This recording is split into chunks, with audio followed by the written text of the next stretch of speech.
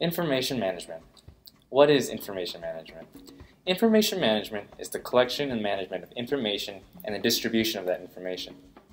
Aspects that designate good information management are its ability to be readily shared, the quality of the information, how efficiently the information is presented, compliance of the information with the regulations in place, and finally the security of the information and who has access to it. In the past, information management has been largely limited to files and file maintenance of paper-based files.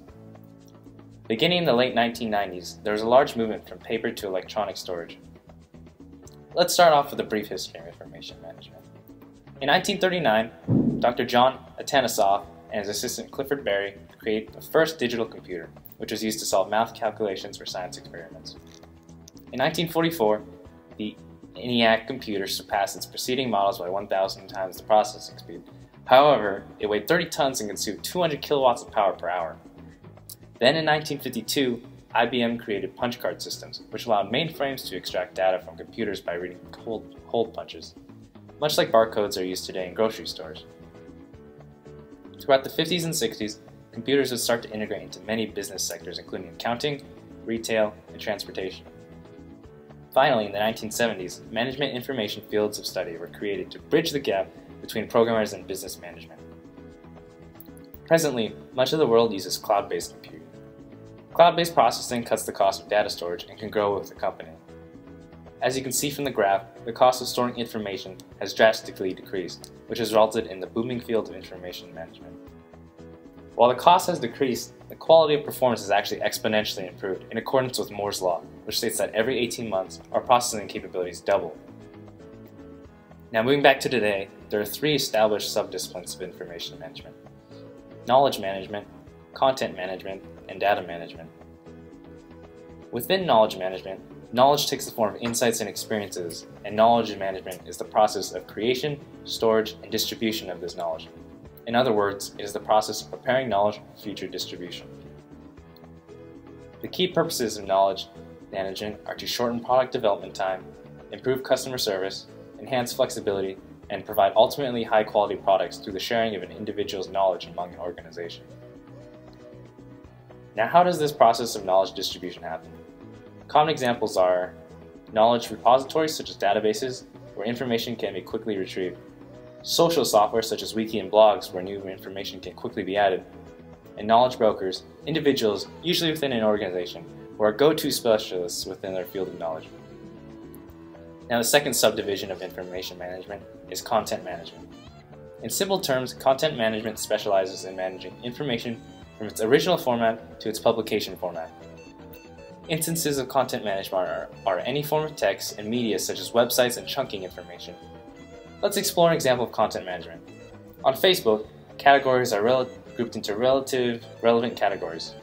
Most obviously, in the center is a panel for all recent updates. Notice on the side panel, there are very obvious labels for the wall postings panel, additional information, related pages, and other related links.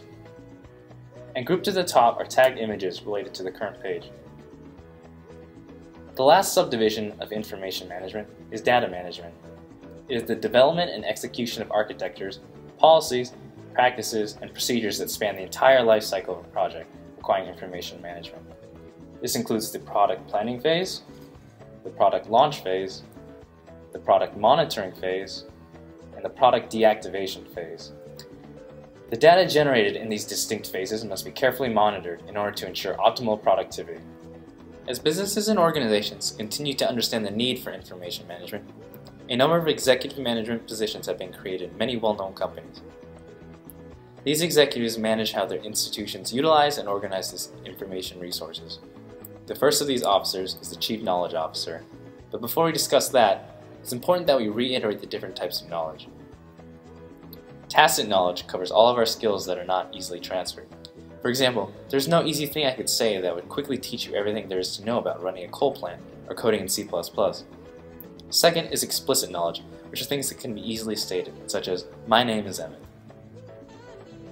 The Chief Knowledge Officer creates ways for the company to benefit from individuals' tacit knowledge. It is the CKO's job to invest in employees, processes, and intellectual property that increase the company's knowledge base. It is also the CKO's job to understand the company's position in its market and to view the company in an unbiased light. It is easy for an organization to have a biased view of itself, but from a business standpoint, it is important to look beyond that when making big decisions. Now, the Chief Privacy Officer is a very new position that manages a company's relationship with personal information and privacy concerns. The CPO takes an unbiased look at the impact of a company's privacy policies and makes decisions accordingly. For example, Facebook was recently in the news for creating 2 new CPO positions in response to criticism on its privacy policies.